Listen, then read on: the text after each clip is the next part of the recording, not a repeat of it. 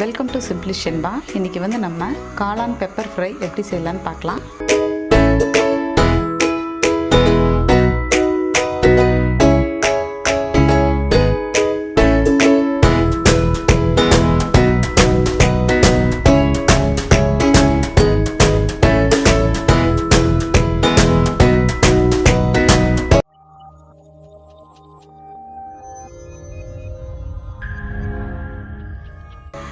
நான் சின்னதாக கட் பண்ணி வச்சுருக்கேன்.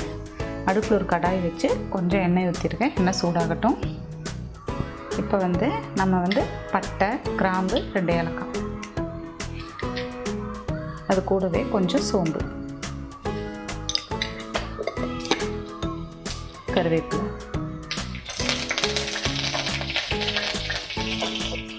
பெரிய வெங்காயம் ஒன்று பொடியாக அரிஞ்சு வச்சுருக்கேன்.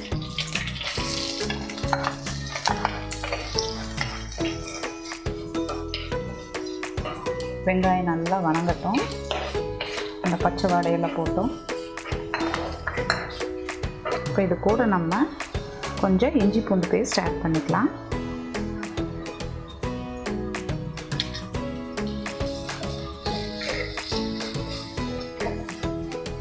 இப்போ இது கூட நம்ம பொடியாக அரைஞ்சி வச்சுருக்கிற ஒரு தக்காளி, சின்னதாக இருந்தால் 2 ஆட் பண்ணிக்கோங்க.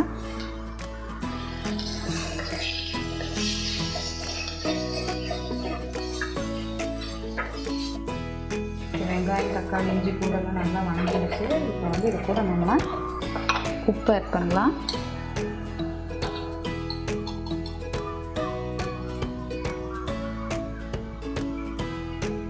அது கூடவே கொஞ்சம் மஞ்சத்தூள்,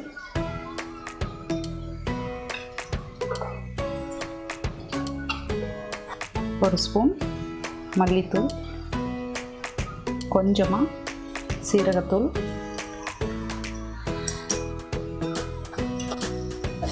நல்லா மிக்ஸ் பண்ணிக்கலாம்.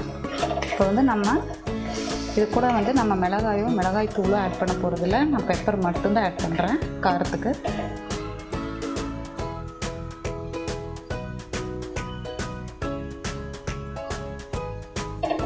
இது கூட நம்ம காளான் ஆட் பண்ணிக்கலாம். நான் முட்டு காளான் தான் எடுத்திருக்கேன்.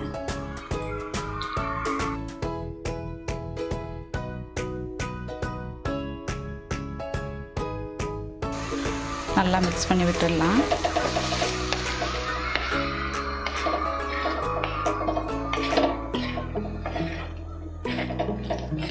நம்ம இப்போ நல்லா மிக்ஸ் பண்ணியாச்சு. இது கொஞ்சம் நேரம் வேகட்டும்.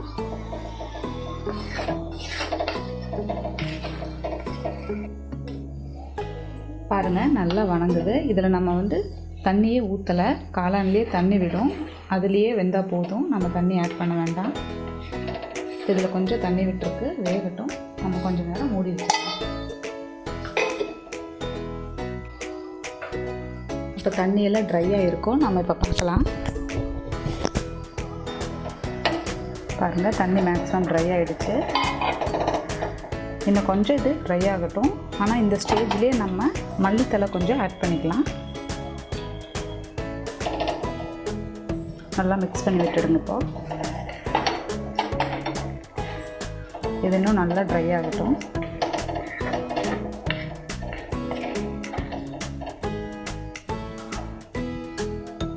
ஓப்பன்லேயே இருக்கட்டும். காளான் பெப்பர் ஃப்ரை ரெடி ஆகிடுச்சு.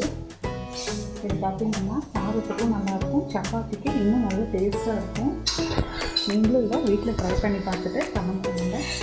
சிம்பிளி ஷென்பா பண்ணுங்கள். சப்ஸ்கிரைப் பண்ணுங்கள்.